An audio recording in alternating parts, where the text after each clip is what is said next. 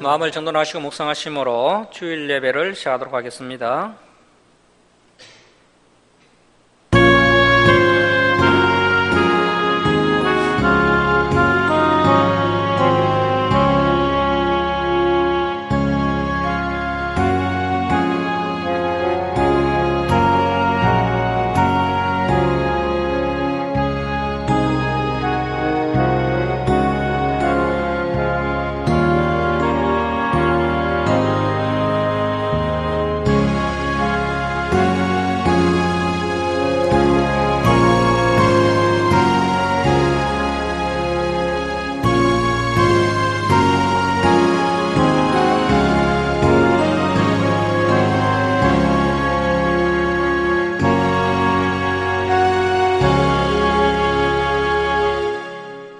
할렐루야.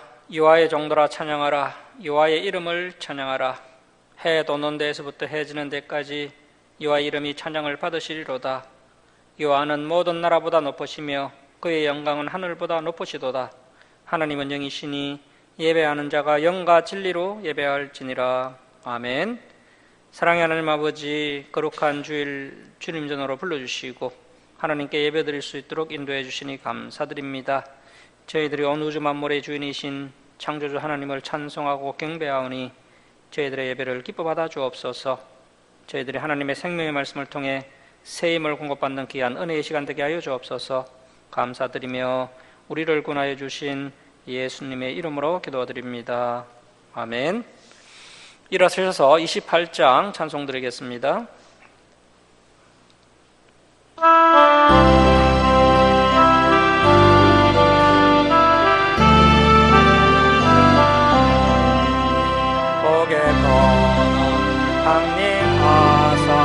찬송하게 하소서. 한량없이 자비하심 청량할 길 없도록 천사들의 찬송가를 내게 가르치소서. 구속하신 그 사랑을 항상 찬송합니다.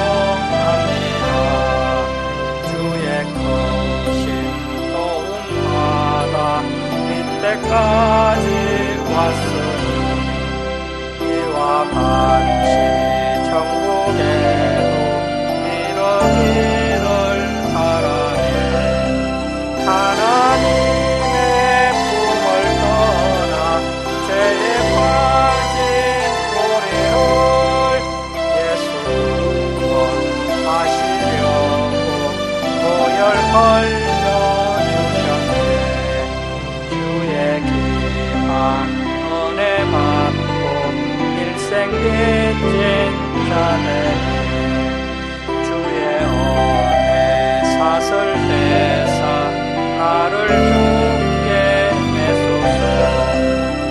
우리 마음은 연약하여 범죄하기 쉬우니 하나님 받으시고 천국에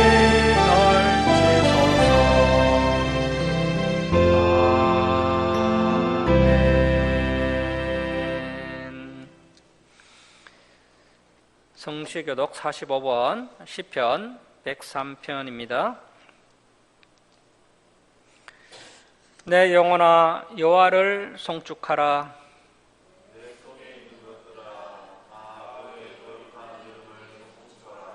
내 영혼아 여호와를 송축하며 그의 모든 은택을 잊지 말지어다.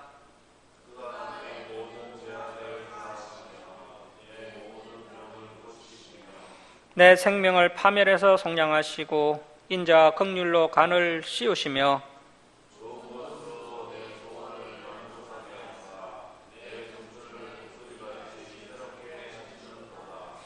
여호와는 긍휼이 많으시고 은혜로우시며 노하기를 더디하시고 인자하심이 풍부하시도다.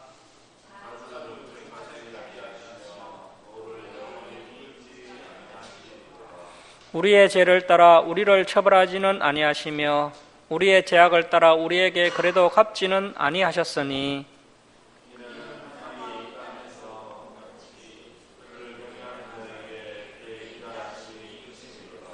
동이 서에서 먼 것 같이 우리의 죄가를 우리에게서 멀리 옮기셨으며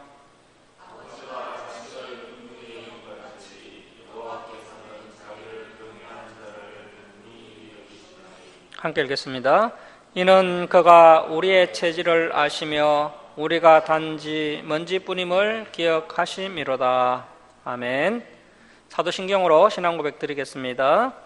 나는 전능하신 아버지 하나님 천지의 창조주를 믿습니다. 나는 그의 유일하신 아들 우리 주 예수 그리스도를 믿습니다.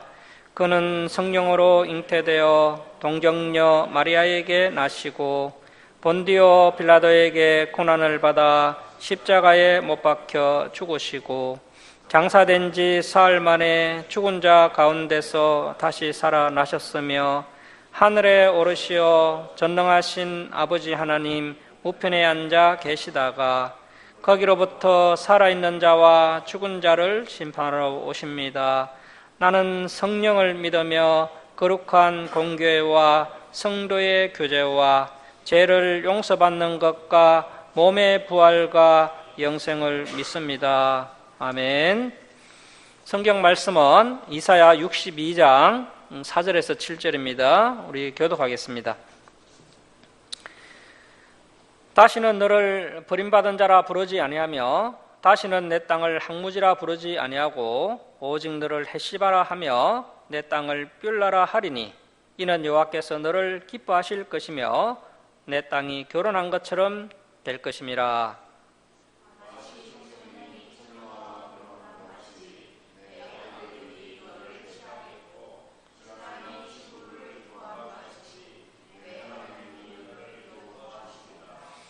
예루살렘이여, 내가 너의 성벽 위에 파수꾼을 세우고 그들로 하여금 주야로 계속 잠잠하지 않게 하였느니라. 너희 여호와로 기억하시게 하는 자들아, 너희는 쉬지 말며 또 여호와께서 예루살렘을 세워 세상에서 찬송을 받게 하시기까지 그로 쉬지 못하시게 하라. 아멘. 자리에 앉아주시기 바랍니다. 김강욱 집사님 기도해 주시겠습니다.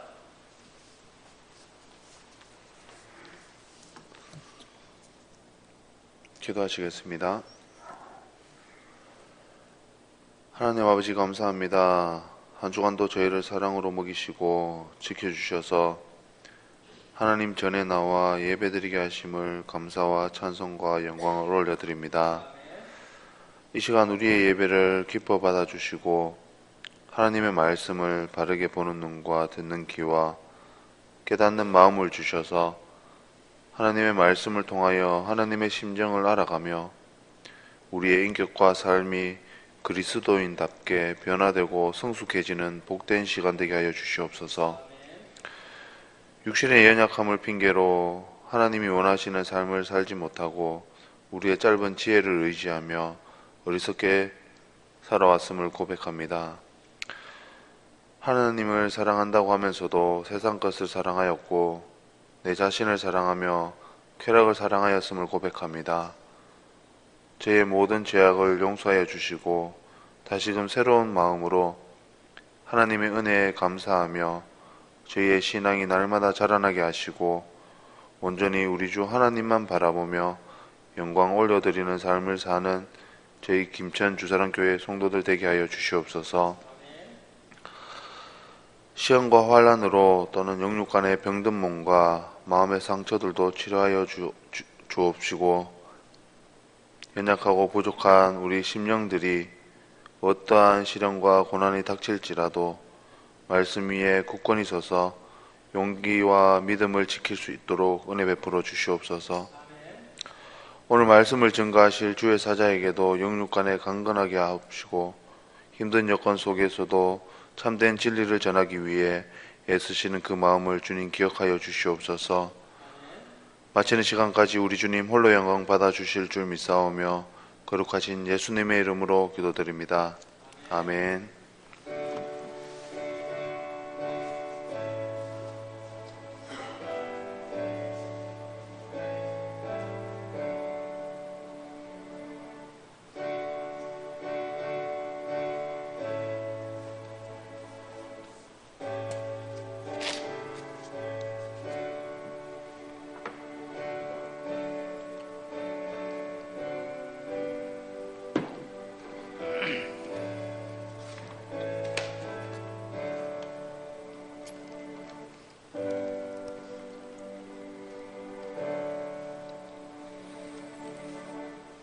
272장 찬송 드리겠습니다.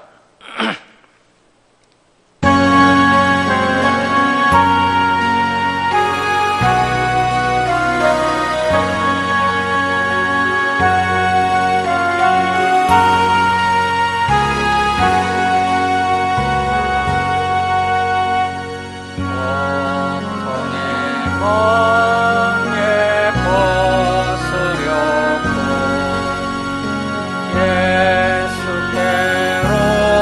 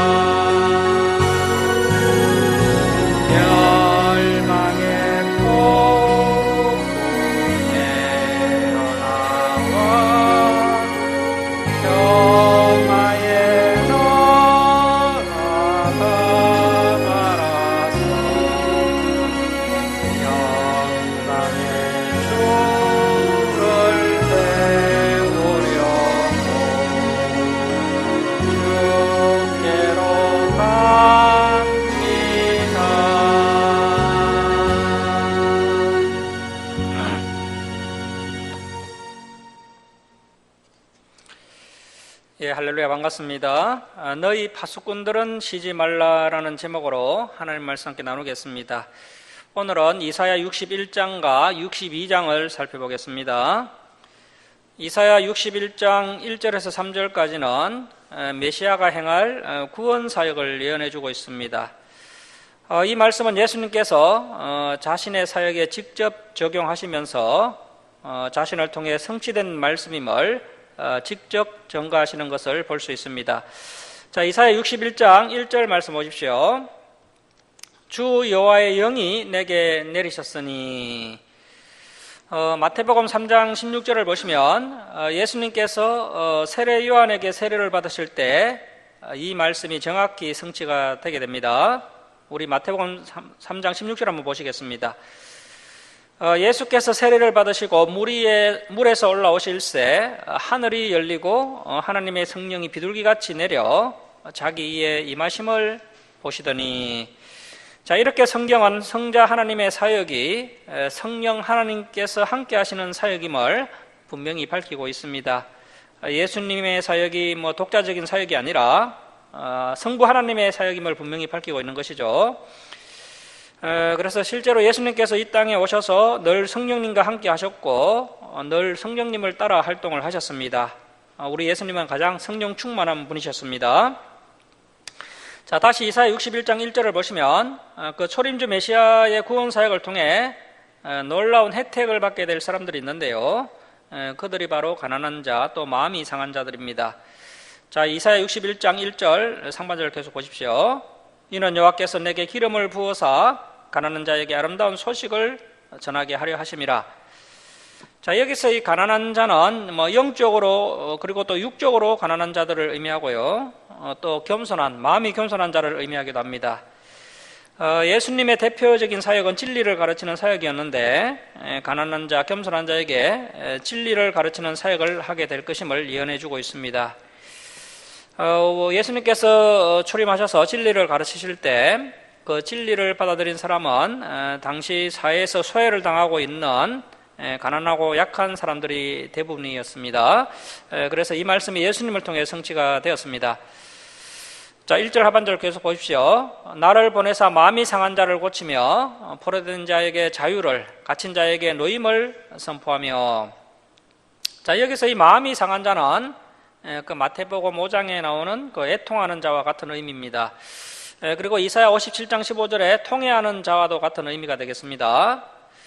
그래서 마음이 상한 자는 자신이 죄인임을 알고 괴로워하고 아파하는 자인데 그러한 마음이 상한 자를 예수님께서 고쳐주실 것을 약속하고 계십니다. 어떤 사람이 미성숙하고 욕심이 많아서 타인과의 관계에서 습관적으로 마음이 상하는 그러한 마음을 고쳐주시고 이루어 주신다는 말씀이 아닙니다. 이 본문은 자신의 죄 때문에 마음이 상한 사람을 메시아께서 반드시 회복시키시고 고쳐주실 것을 약속하고 계시는 말씀입니다. 그래서 초림주 예수님께서 오셔서 자신의 죄 때문에 마음이 상한 자들의 죄 문제와 또 사망의 문제를 해결해 주셔서 그들에게 자유와 평안을 주실 것임을 약속하는 말씀이 되겠습니다. 자, 2절입니다. 여호와의 은혜의 해. 자, 이 은혜의 해는 구약 성경에서는 희년을 의미하는 것입니다. 이스라엘은 50년마다 희년이 돌아오면 빚진 자에게 빚을 상감해주고 또 노예된 자를 해방시켜주고 또 가난 때문에 어쩔 수 없이 땅을 판 자들에게 그 땅을 다시 돌려주는 해가 바로 이 희년입니다. 자, 그런데 메시아께서 오셔서 은혜의 해를 선포하셨다는 것은 예수님께서 직접 십자가에 달려 우리의 죄값을 치러주심으로 죄에 억눌린 자를 자유케 하셨다는 것입니다. 자, 여호와의 은혜의 해와 우리 하나님의 보복의 날을 선포하여 모든 슬픈 자를 이루하되. 자, 이 은혜의 날과 보복의 날은 같은 날을 의미하는 것입니다. 원수에게 복수하는 날이 은혜의 날인 것이죠. 백성들을 억압하였던 그 죄의 세력들을 꺾어버리는 날을 의미하는 것입니다. 예수님의 십자가 대속 사역을 통해 우리의 원수인 마귀의 세력들, 죄의 세력들을 쳐서 보복을 하신 것입니다. 그래서 성도들이 원수의 억눌림으로부터 해방되어 자유와 평안을 얻게 된 것입니다. 그래서 누가복음 4장 16절에서 21절을 보시면 예수님께서 이사야 61장 1절과 2절 말씀을 인용하시면서 자신을 통해 성취될 말씀임을 분명히 밝히고 있습니다. 자, 누가복음 4장 16절 한번 보십시오.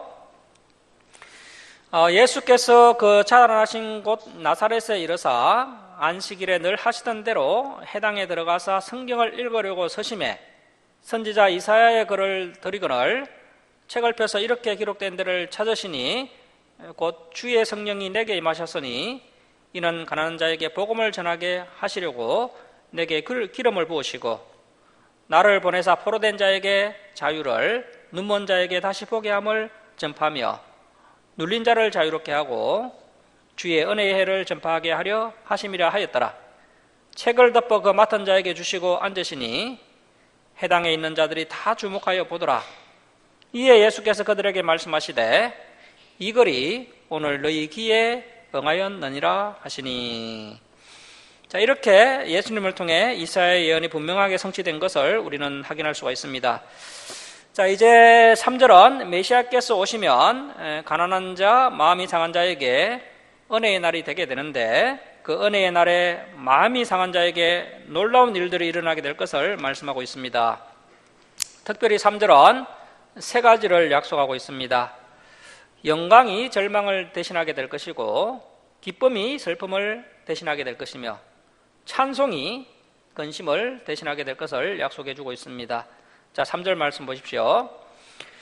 무릇 시온에서 슬퍼하는 자에게 하간을 주어 그 죄를 대신하며. 자, 그래서 영광의 하간을 주어 절망의 죄를 대신하게 합니다. 메시아께서 마음이 상한 자에게 영광이 절망을 대신하게 하십니다. 또한 기쁨의 기름으로 그 슬픔을 대신하며 찬송의 옷으로 그 근심을 대신하시고 그들이 의의 나무 곧 여호와께서 심으신 그 영광을 나타낼 자라 일컬음을 받게 하려 하심이라. 자, 이렇게 3절은 메시아를 통해 가난한 자, 마음이 상한 자들이 고침을 받아 영광스러운 하간을 쓰고 기쁨과 찬송의 삶으로 회복되게 될 것을 말씀해 주고 있습니다. 자, 그리고 의의 나무는 회복된 하나님의 백성의 모습을 상징합니다. 의의 열매가 가득한 울창한 나무인 것이죠.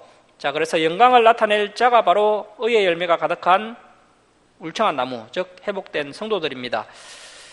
그래서 메시아의 사역을 통해 가난한 자와 또 자신의 죄로 인해 아파하는 자들에게 놀라운 회복 그리고 갈목할 만한 그런 변화가 일어나게 될 것을 약속해 주고 있습니다. 마음이 상한 자, 애통하는 자, 통회하는 자들이 예수님의 구원 사역을 통하여 의의 열매가 가득한 울창한 나무와 같은 존재로 반드시 회복되어 하나님께 영광을 돌리는 때가 오게 될 것을 약속하고 있는 말씀입니다. 자, 이제 61장 4절에서 62장까지는 이스라엘의 회복을 예언해 주고 있고요.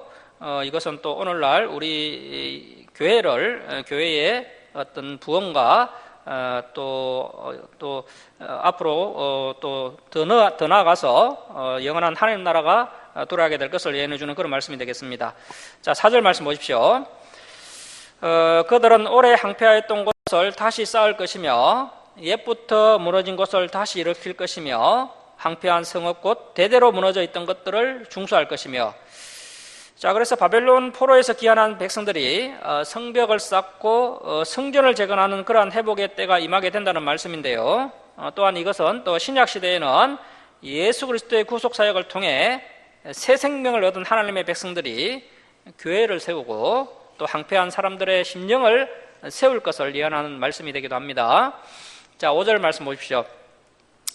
외인은 서서 너희 양떼를 칠 것이요 이방 사람은 너희 농부와 포도원 지기가 될 것이나. 이스라엘 자손이 바벨론 포로에서 귀환한 후에 이방인들을 노예처럼 부리는 그러한 권력을 행사한 적이 없었고요. 신약 시대에도 이스라엘이 그렇게 부흥한 적이 없었습니다. 그래서 이 말씀은 이방인들이 예수님의 구원 사역으로 구원을 받아 이스라엘이 누리는 축복을 함께 나누어 가진다는 의미로 볼 수가 있겠습니다. 자, 6절 말씀 보십시오. 오직 너희는 여호와의 제사장이라 일컬음을 받을 것이라. 사람들이 너희를 우리 하나님의 봉사자라 할 것이며 너희가 이방 나라들의 재물을 먹으며 그들의 영광을 얻어 자랑할 것이니라. 예수님의 구원 사역으로 인해서 이스라엘 자손이 원래 부여받았던 그 제사장 민족으로서의 지위를 다시 회복할 것이라는 그러한 예언이 되겠고요. 그리고 또 이 제사장 직분은 이제 더 이상 유대인들만의 것이 아니라 예수님을 구주로 믿는 모든 성도들이 안같은 제사장이라는 그러한 칭호를 얻게 된다는 것입니다. 우리 성도님들이 하나님의 구원의 은혜를 깨닫고 안같은 제사장이 되어 열심히 전도하게 되는데, 그러한 우리를 하나님의 봉사자라고 부르게 된다는 것이죠. 그리고 우리 성도님들이 이방 나라의 재물을 먹으며 영광을 얻는다는 것은 열심히 전도를 함으로 인해서 구원받은 그들이 우리에게 고마움을 표현하게 된다는 것입니다. 그래서 예수 그리스도의 구원은 영혼의 구원만으로 끝나지 않는다는 것이죠. 구원의 은혜는 육신이 건강해지고 또 물질적인 풍성한 삶으로도 나타나게 됩니다. 그래서 이 세상에서 안정된 삶을 살게 된다는 것입니다. 자, 7절 말씀 보십시오. 너희가 수치 대신에 보상을 배나 얻으며 능욕 대신에 몫으로 말미암아 즐거워할 것이라. 그리하여 그들의 땅에서 갑절이나 얻고 영원한 기쁨이 있으리라. 과거에는 자기 땅이 없어서 수치를 당하고 능욕을 당했습니다. 이제 하나님께서 백성들의 땅을 되찾아 주시고 또 수익을 많이 주셔서 백성들이 즐거워하게 된다는 것입니다. 그래서 지금 직장이 없고 궁핍한 성도가 있다면 영원히 기쁨으로 살도록 길을 열어주신다고 하나님께서 약속하고 계십니다. 자, 8절 말씀 보십시오. 물은 나 여호와는 정의를 사랑하며 불의의 강탈을 미워하여 성실히 그들에게 갚아주고 그들과 영원한 언약을 맺을 것이라. 강탈이 일어나는 이유는 힘이 있는 자들이 남의 것을 빼앗으려고 욕심을 부리기 때문입니다. 인간 세계도 여전히 약육강식이 통하고 있습니다. 우리 성도들은 여전히 약합니다. 하나님을 알고 난 후에는 우리가 가지고 있던 혈기까지 다 반납을 했습니다. 그러나 하나님은 우리가 가진 것을 빼앗기지 않도록 지켜주십니다. 어떻게 그것이 가능합니까? 우리는 비록 힘이 없지만 하나님께서 지혜를 주시기에 우리가 그렇게 손해볼 일이 없습니다. 그리고 하나님의 손으로 우리를 언제나 지켜주십니다. 우리가 모르고 지나가는 경우가 있지만 하나님께서 우리를 보호하셔서 큰 사고를 피하도록 도와주시는 경우도 많습니다. 자, 9절 말씀 보십시오. 그들의 자손을 문나라 가운데 그들의 후손을 만민 가운데 알리리니 무릇 이를 보는 자가 그들은 여호와께 복받은 자손이라 인정하리라. 자, 창세기를 보면 하나님께서 아브라함에게 번성의 복을 약속해 주셨습니다.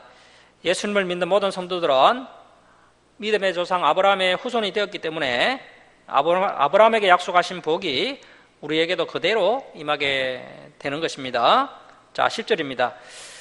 내가 여호와로 말미암아 크게 기뻐하며 내 영혼이 나의 하나님으로 말미암아 즐거워하리니 이는 그가 구원의 옷을 내게 입히시며 공의의 겉옷을 내게 더하심이 신랑이 사모를 쓰며 신부가 자기 보석으로 단장한 같게 하셨습니다.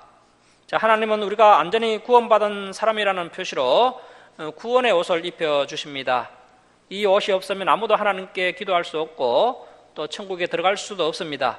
하나님은 이 구원의 옷에 공의로 아름답게 장식까지 하셔서 우리를 단장시켜 주십니다. 우리는 언제든지 그 옷을 입고 천국에 들어갈 수 있게 됩니다. 자, 11절 말씀 우리 함께 읽겠습니다. 자, 시작. 땅이 싹을 내며 동산이 거기 뿌린 것을 움돋게 한 같이 주 여호와께서 공의와 찬송을 모든 나라 앞에 솟아나게 하시리라. 자, 이제 2월달이 되었고 곧 있으면 땅이 녹고 또 새싹이 돋아나게 될 것입니다. 새봄이 되면 어느 곳에 씨를 뿌려도 싹이 나고 열매를 맺게 됩니다. 올해는 그 어느 해보다도 경기가 좋지 않다고 걱정을 하지만 우리 하나님의 백성들은 두려워할 필요가 없습니다. 이 말씀을 굳게 붙잡고 믿음의 씨를 뿌려보시기 바랍니다. 그러면 하나님께서 풍성한 결실을 거둘 수 있도록 도와주실 것입니다. 자, 이제 62장으로 갑니다. 이스라엘 백성들은 자신들의 처지를 이해할 수가 없었습니다. 비록 부족하긴 하지만 그래도 하나님을 믿는 백성들인데 나라가 완전히 망해서 바벨론의 포로로 끌려가고 재산도 다 빼앗겼습니다. 우상을 숭배하던 바벨론은 최고로 강하고 부유한 나라가 되었습니다. 하나님께서 이렇게 하시는 이유는 하나님의 백성들을 더 온전하게 만들기 위해서입니다. 연단을 받을 때는 세상에서 가장 비천한 존재인 것 같지만 연단이 끝난 후에는 하나님께서 성도들을 이 세상의 빛으로 나타나게 하십니다. 세상은 변화된 성도들을 보고 진정으로 필요한 사람이 등장했다고 기뻐하게 됩니다. 자, 61장 1절 말씀 보십시오. 나는 시온의 의가 빛같이 예루살렘의 구원이 햇불같이 나타나도록 시온을 위하여 잠잠하지 아니하며 예루살렘을 위하여 쉬지 아니할 것인적. 하나님의 말씀을 팽개치고 세상의 정욕대로 살던 남유다 백성들을 하나님께서 연단하셨습니다. 바벨론이라는 나라의 손에 맡기셨는데 그 결과는 남유다의 철저한 패망이었고 철저한 파멸이었습니다. 하나님께서 남유다 백성들을 망하게 하시고는 그냥 버려두지 아니하시고 그들이 그 어려운 환경 가운데 자신의 모습을 돌아보게 하시고 다시 하나님의 말씀을 붙들고 훈련받게 하셨습니다. 남유다 백성들은 하나님의 말씀에 순종하지 않았지만 이제는 바벨론의 종이 되어 아무리 하기 싫어도 주인이 시키면 무조건 순종해야 했습니다. 하나님이 그렇게 만드신 것입니다. 그러면서 남유다 백성들은 점점 현실을 알아갔고 겸손해졌습니다. 때가 되자 하나님은 남유다 백성들을 다시 회복시켜 주셨습니다. 남유다 백성들이 놀랄 만큼 쓸모있는 모습으로 변화되었기 때문입니다. 이것이 바로 하나님의 공의입니다. 이 내용은 우리에게도 그대로 적용이 됩니다. 우리는 예수를 믿는다고 하면서 얼마나 제멋대로인지 모릅니다. 자기 뜻대로 되지 않는다고 화를 내거나 다른 사람과 다툽니다. 겸손한 것도 아니고 그렇다고 실력이 있거나 열정적이지도 않습니다. 그래서 하나님이 우리를 고난의 구렁텅이에 집어넣으셔서 우리가 아무것도 아님을 알게 하시고 또 순종하는 법을 배우게 하셔서 쓸모있는 사람으로 만들어 가십니다. 모세가 젊었을 때는 자신의 힘으로 뭔가를 하겠다고 덤비니까 사고만 치고 강야로 도망가서 낙심하며 살게 되었습니다. 이제 나이가 80이 되고 늙어서 아무것도 못하겠다고 할 때 하나님께서 모세를 부르셔서 애굽으로 보내십니다. 또 사도 바울도 내가 부덕불을 자랑할진대 내 약한 것을 자랑하겠다고 고백을 합니다. 내가 약할 때 오히려 하나님의 능력이 크게 나타난다는 것입니다. 자기로 충만할 때는 하나님이 바울 속에 들어갈 틈이 없으니 아무것도 안 되는 것입니다. 그런데 정말 자신이 약해지고 못하겠다 싶을 때 하나님께서 다시 붙잡으셔서 희망을 불어넣으시고 비전을 제시하시는 것입니다. 우리 성도님들도 이제는 못하겠다고 할 때 그때가 바로 하나님께서 일하실 때이니까 낙심하지 말고 포기하지 마시기 바랍니다. 우리가 앞발 뒷발 다 들고 포기하고 싶은 그때 하나님께서 일하시기 시작하십니다. 자, 그리고 여기에 그 시온의 의는 실제로 하나님의 백성이 겸손하고 깨끗하면서 또 실력 있게 되는 것을 뜻합니다. 하나님은 구원의 햇불을 드셔서 그 사람을 높이 드시고 그를 귀하게 사용하십니다. 칠흑같이 어두운 밤에 환한 햇불이 타오른다면 멀리서도 그 불을 볼 수가 있습니다. 하나님은 이렇게 되기까지 잠시도 잠잠하지 아니하시며 또 쉬지도 아니하시겠다고 약속하십니다. 우리는 하나님의 말씀을 들을 때 조금만 듣고 중단하면 안 됩니다. 끊임없이 무한히 들어서 우리 안에 있는 모나고 못된 부분들이 전부 깎여 나가게 해야 합니다. 하나님은 우리를 철저히 훈련시키셔서 때가 되면 귀하게 사용을 하십니다. 그래서 하나님의 백성은 반드시 훈련받을 각오를 해야 합니다. 자, 2절 말씀 보십시오. 이방 나라들이 내 공의를 무당이 다 내 영광을 볼 것이요 너는 여호와의 입으로 정하실 새 이름으로 일컬음이 될 것이며 너는 또 여호와의 손의 아름다운 간 내 하나님의 손의 안간이 될 것이라. 남유다 백성이 한번 훈련을 받고 나니 얼마나 변화되었던지 이방 나라들이 다 보고 놀라고 무당이 그 지혜와 실력에 감탄을 합니다. 우리는 예수님을 믿고 어렵다 함을 받았지만 실제로는 믿지 않는 사람들과 별반 다르지 않을 때가 많습니다. 거짓말도 잘하고 화도 잘 내고 또 이기적으로 행동하기도 합니다. 그래서 우리가 예수 믿는다고 밝히면 남들이 고개를 갸우뚱하거나 또 몹시 놀라기도 합니다. 그런 일들이 싫고 또 하나님의 영광을 가리는 것이 싫어서 아예 예수 믿는 티를 내지 않기도 합니다. 자, 그러나 하나님이 우리를 연단하시면 우리는 진실로 거룩해집니다. 하나님께서 우리에게 새 이름을 지어주십니다. 새로운 정체성과 새로운 인생을 주신다는 뜻입니다. 여호와의 손에 아름다운 간은 하나님이 만드신 간이라는 뜻입니다. 우리의 인생은 하나님이 직접 그 손으로 만들어주신 안간입니다. 하나님은 이 간을 우리에게 씌워주시고 하나님의 영광을 위해 살게 하십니다. 자, 4절 말씀 보십시오. 다시는 너를 버림받은 자라 부르지 아니하며 다시는 내 땅을 항무지라 부르지 아니하고 오직 너를 헵시바라 하며 내 땅을 뷸라라 하리니 이런 여호와께서 너를 기뻐하실 것이며 내 땅이 결혼한 것처럼 될 것임이라. 남유다 백성이 포로로 잡혀간 후에 예루살렘은 버려진 폐허가 되었습니다. 부서진 건물 잔해들과 쓰레기들밖에 없었습니다. 거기에 흙이 덮이고 잡초가 자라고 나뭇가지 무성하게 자라나서 도무지 사람이 살 수 없는 곳이 되었습니다. 그러나 하나님은 포로된 자들이 돌아오는 것을 통해서 예루살렘이 가장 아름다운 곳으로 변하게 해주십니다. 여기에 버림받은 자라는 표현은 예루살렘이 멸망당한 후에 철저하게 버려진 땅이 된 것을 의미합니다. 왜 버려진 땅이 되고 항무지가 되었습니까? 예루살렘에 하나님의 말씀이 사라졌고 성령의 역사가 중단되었기 때문에 예루살렘은 버려질 수밖에 없었던 것입니다. 그동안 예루살렘이 번창하고 사람들이 많이 몰렸던 이유는 그곳에 하나님의 말씀이 있었고 성령의 역사가 있었기 때문입니다. 남유다 백성은 교만해져서 하나님의 말씀을 버렸습니다. 성령의 역사가 중단되고도 계속 잘 살 줄 알았지만 그만 힘을 다 잃어버리고 말았습니다. 바벨론의 눈에도 예루살렘이 가치 없어 보이니 결국 폐허로 버려지고 말았던 것입니다.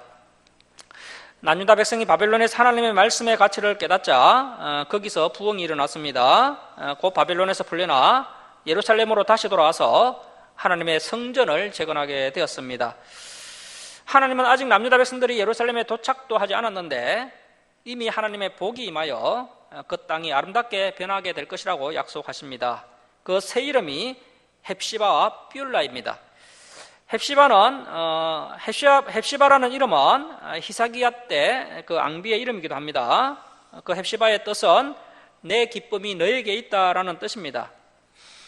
아마도 앙비를 무척 사랑한 히스기야가 그렇게 불렀던 것 같습니다.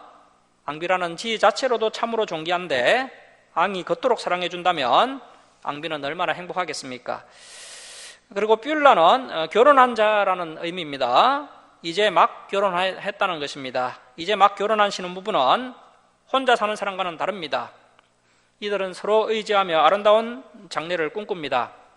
비록 지금은 가난하고 직책이 낮을지라도 꿈이 있고 미래가 있기에 두렵지가 않습니다. 아기가 생긴다면 더욱더 행복해지게 될 것입니다. 제대로 훈련받아서 하나님의 손에 의해 면류관으로 만들어진 자들은 하나님의 기쁨이 됩니다. 하나님께서 그들을 가장 아끼시고 사랑하십니다. 하나님과 그들 사이에는 마치 신혼의 기쁨이 넘치게 됩니다.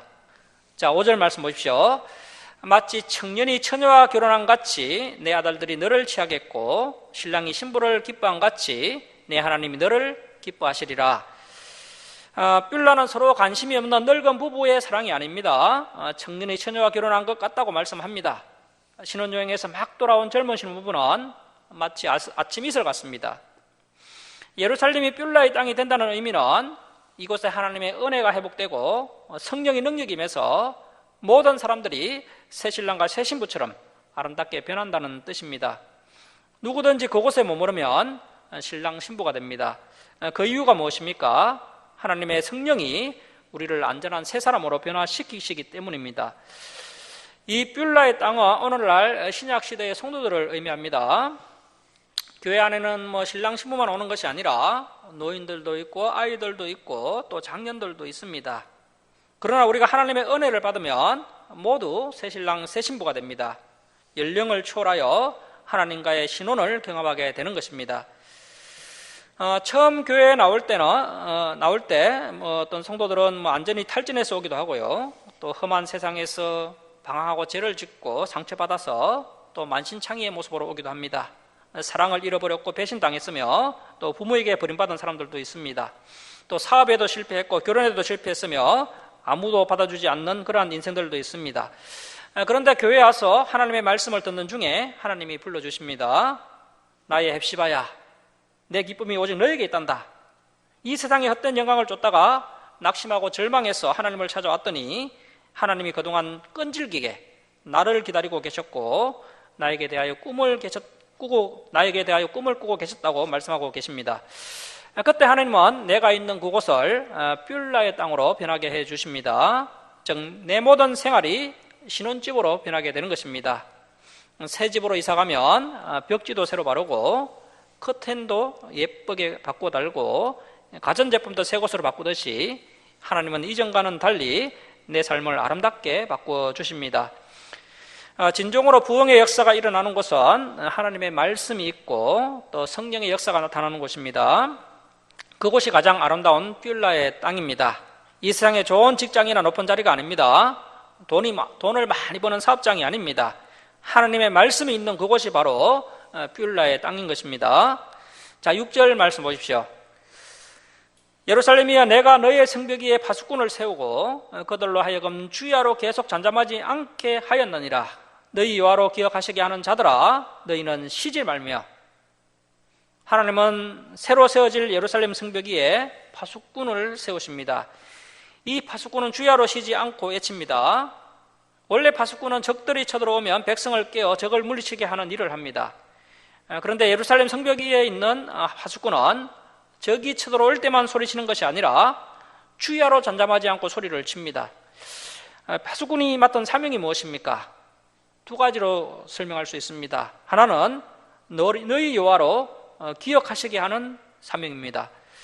파수꾼들은 사람을 향해서도 소리 질러야 하겠지만 더 중요한 것은 하나님을 향하여 소리를 내는 것입니다. 하나님께 계속 기도를 드림으로써 우리를 잊지 못하도록 하라는 것입니다. 하나님, 우리가 지금 여기에 있습니다. 우리는 은혜가 필요합니다. 도움이 필요합니다. 지금 역사하여 주시옵소서. 물론 하나님은 우리가 가만히 있어도 우리를 잊지 않으십니다. 그러나 우리 속담에 우는 아이 떡 하나 더 준다라는 속담이 있습니다.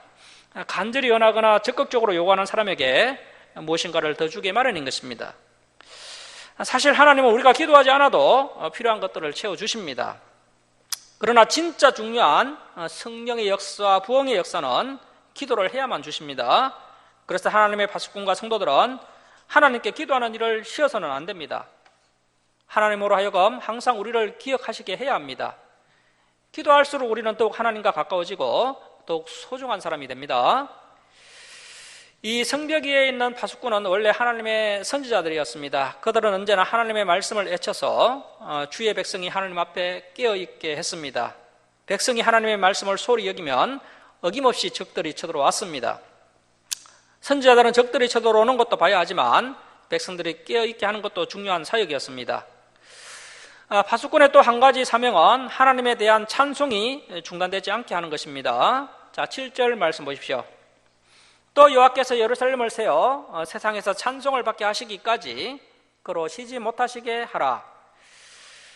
우리가 하나님을 찬송하는 것에서도 더 나아가 우리로 말미암아 세상 사람들이 하나님을 찬송하도록 하기까지 하나님이 쉬지 못하시게 해야 합니다. 우리가 완전히 변화되고 또 안 믿는 사람들에게 전도하여 다 같이 하나님을 높여드릴 때까지 하나님을 쉬게 해서는 안 된다는 뜻입니다. 이러한 일들이 이루어지려면 하나님께서 계속 우리에게 부흥을 주시고 또 성령의 능력을 주셔야 합니다. 자, 8절 말씀 보십시오. 여호와께서 그 오른손 그 능력의 팔로 맹세하시되 내가 다시는 내 곡식을 내 원수들에게 양식으로 주지 아니하겠고 네가 수고하여 얻은 포도주를 이방인이 마시지 못하게 할 것인즉 오직 추수한 자가 그것을 먹고 나 여호와를 찬송할 것이요 거둔 자가 그것을 나의 성소의 뜰에서 마시리라 하셨느니라. 남유다 백성이 하나님의 말씀을 무시하고 세상을 향해 나아갔을 때 그들이 수고한 것도 챙기지 못했습니다. 백성이 농사지은 것들을 적들이 다 빼앗아 버렸고 백성들이 실컷 돈을 벌어 장만한 것들도 다 빼앗아 갔습니다. 백성들이 하나님을 절대적으로 의지하고 말씀을 붙들고 살 때 하나님은 백성들이 수고하여 얻은 것들을 하나도 빼앗기지 않도록 지켜주시겠다고 약속을 하십니다. 그래서 우리가 하나님을 떠나서 아무리 돈을 많이 벌고 아무리 성공했을지라도 하나님이 지켜주시지 않으면 아무 소용이 없다는 것입니다. 결국 하나님을 전적으로 의지할 때 우리는 수고한 것을 다 차지할 수 있고 나아가 수고하지 않은 것까지도 차지하게 됩니다. 자, 10절 말씀 보십시오. 성문으로 나아가라. 백성이 올 길을 닦으라. 큰 길을 수축하고 수축하라. 도를 제하라. 만민을 위하여 기치를 들라.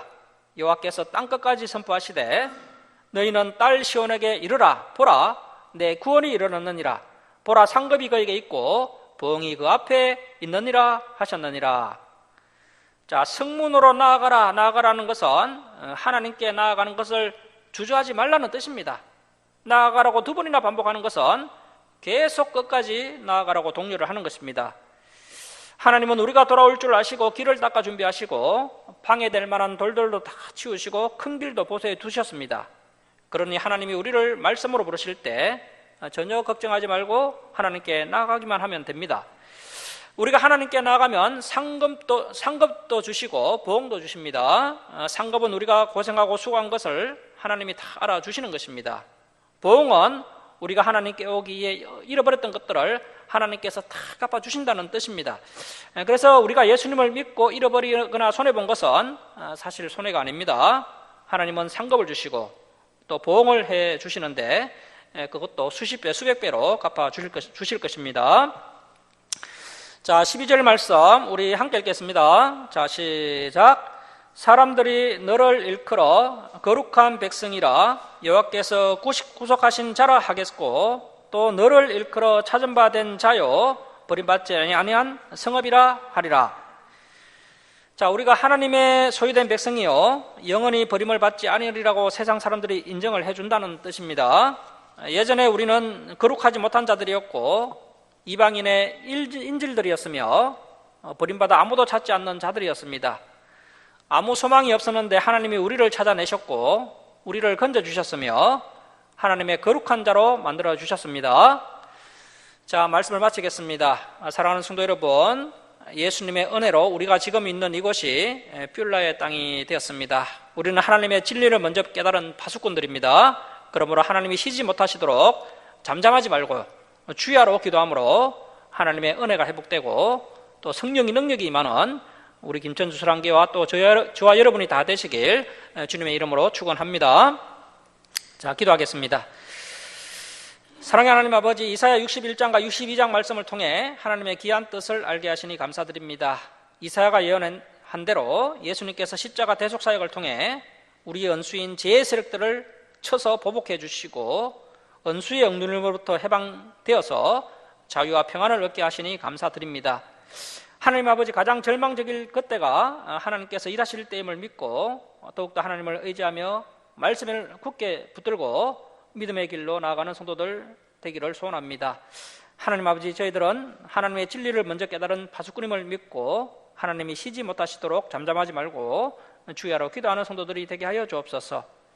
하나님 아버지, 김천주 사랑교회가 하나님의 은혜가 회복되고 또 성령의 능력이 임하여서 우리 주사랑교회 모든 성도들이 새 신랑과 새 신부처럼 아름답게 변화되게 하여 주옵소서.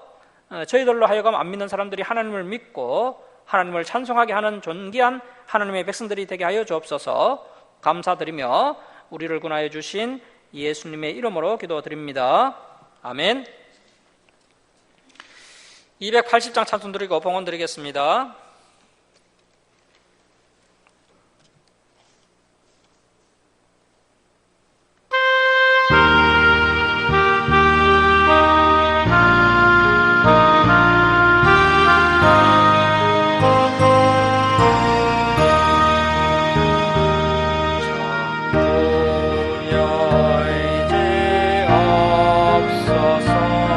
손 들고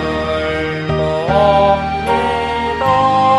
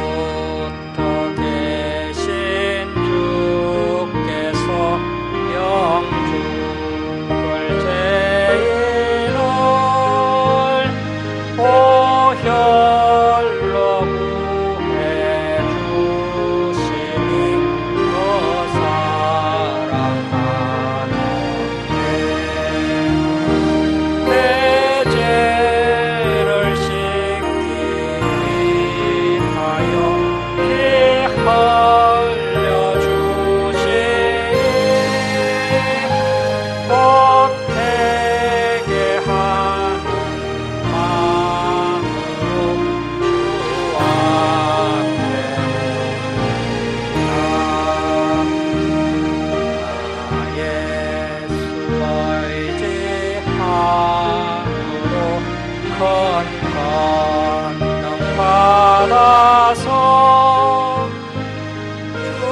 주님께 구한 모든 것들 얻겠습니다. 내 죄를 씻기 하여 피 흘려주시니 곧 회개하는 마음으로 주 앞에 옵니다. 아멘.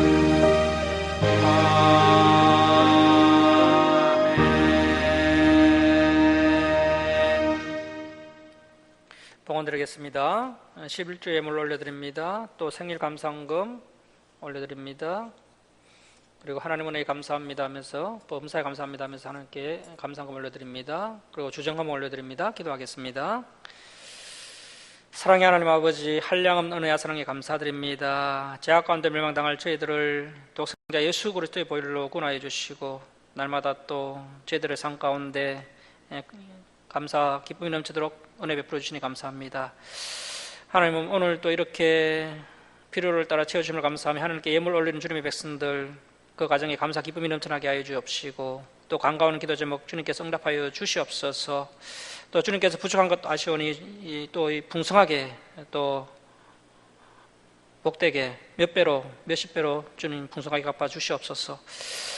이 예물이 주님 영광을 위하여 귀하게 쓰임 받는 예물이 다 되게 하여 주옵소서. 감사드리며 예수님의 이름으로 기도드립니다. 아멘.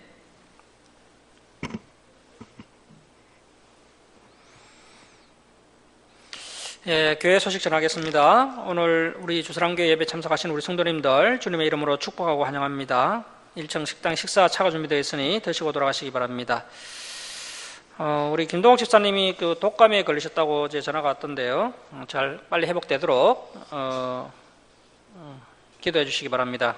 A형 독감 같은 경우에는 그 타미플루 처방을 받아야지 낫고 안 그러면 또 많이 고생을 하는데 하여튼 뭐 저도 한번 독감이 걸려봐서 알지만 많이 힘들고 고통스럽습니다. 우리 윤경화 집사님도 건강이 많이 안 좋으셔서 예배 좀 빠지는 일이 잦은데 건강 회복되도록 기도해 주시고 우리 김동욱 집사님도 기도해 주시기 바랍니다. 주일 예배 때 살펴봤던 말씀들 복습하시고요. 또 다음 주일에 진행될 말씀들도 미리 읽어오시기 바랍니다. 일어서셔서 2장 찬송 드리고 축도로 예배를 마치겠습니다.